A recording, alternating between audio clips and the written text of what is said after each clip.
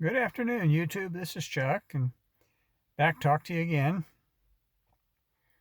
Um, I did that little video about RV park stuff, and I ran out of time before I ran out of stuff that I wanted to say. So I think I'll make this one a continuation of that one. It's actually a couple days later. It's in the afternoon, and I'm sitting in my truck, and it's a pretty nice day today. And so I dug out the pressure washer, and I blew the mud off the truck, and cleaned my concrete driveway because it was kind of a mess. The tree had dumped leaves and stuff all over it, and pressure washer makes pretty quick work of it and makes it look pretty nice. And so it seemed like a good day to do that, so I did. But anyway, we got a few minutes, so I thought I'd kind of talk a little bit more about RV parks and stuff, and some of the stuff that I meant to say on the other video and either forgot or just ran out of time. Probably a little bit of both. But I guess there's a lot of talk goes around about people at Boondock and Walmarts and stuff like that, and I don't have anything against that. What I'll tell you is that I've just never done it. I have never stayed overnight in a Walmart. I've never stayed overnight at a Cracker Barrel. Uh, I have stayed, I think, one night in a casino parking lot. I've stayed in a lot of RV parks that are connected to casinos. Um, but I think there's only one time I actually spent the night in the parking lot for free, boondocked in the parking lot, and that was because that particular casino where it was at, it didn't have an RV park.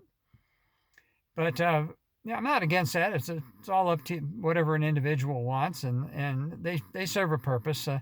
Here in town, the Walmart allows people to park overnight, and so does the casino, and they're pretty heavily used.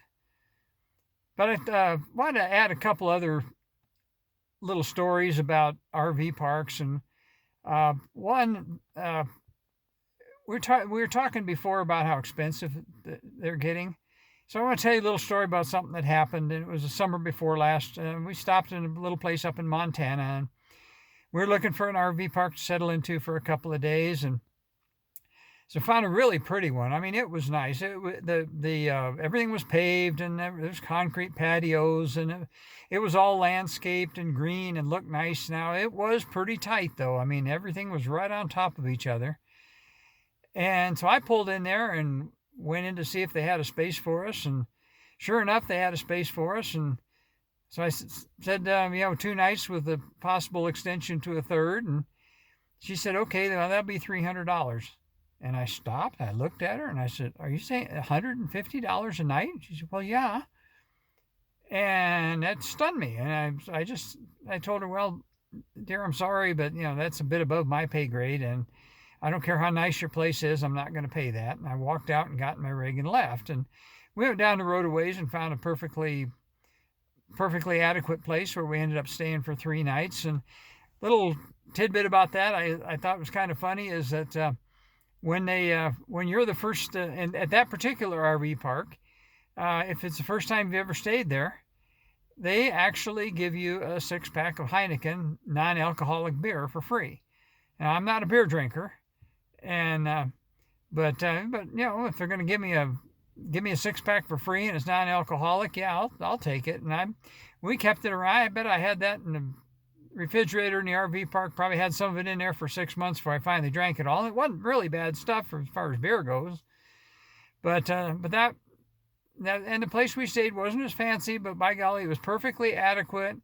It was less than half the cost, which I still thought was a little high, but it was just fine.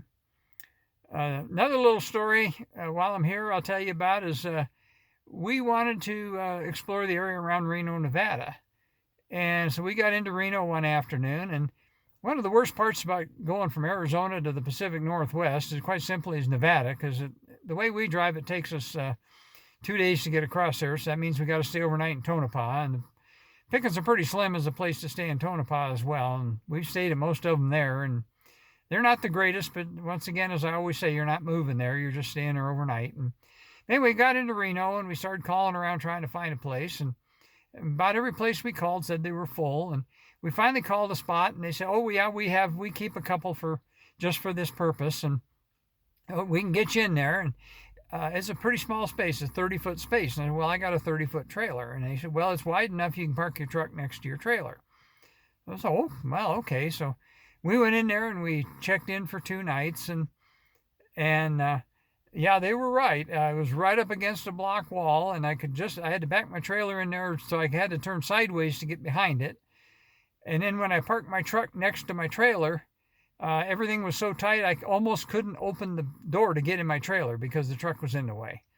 And that place was tight. And I talked to the owners, and they said, yeah, we know this place was built a long time ago, and we're under a lot of pressure to rent them all to people that were staying there by the month. They said that that Reno area is booming right now, and the housing crisis is so bad that he said almost all the RV parks have gone to monthlies.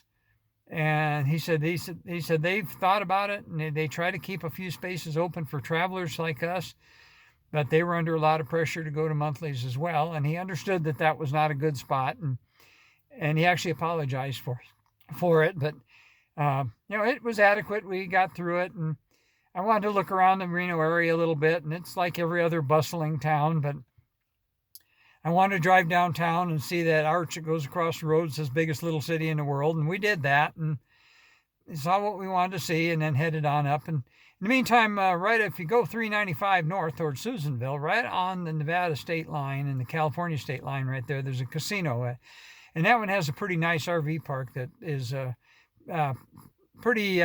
They hold it for travelers, and it's pretty nice there. It's a good spot, and so if you ever get up that direction, need a place to stay. I don't remember the name of it offhand, but it's decent.